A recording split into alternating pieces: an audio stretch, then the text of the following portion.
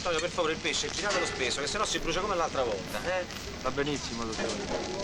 Ehi, come va, il direttore? Complimenti, Ferrante, bella festa. Antonio, me la passeggiare una sempiolina? Certo.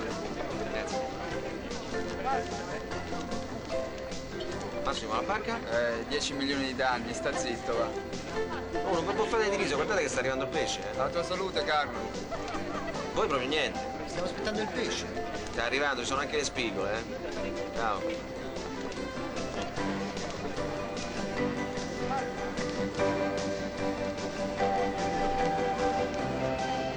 Ah, ecco gli inglesini di papà.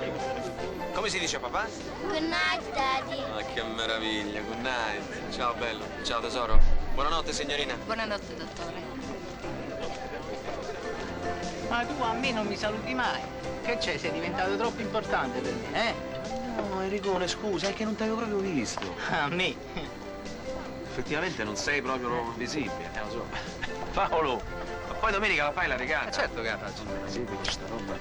Betta, ci vediamo da Roberto poi, eh? Sì, Carlo. Nicolò.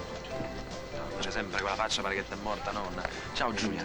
Avrei bisogno di parlarti, caro. Adesso? No, domani a Roma, scusa, perché? No, io parto stasera. Ah no, stasera con tutto quel traffico che c'è, ma parti domani, dai, tu, che sarà mai?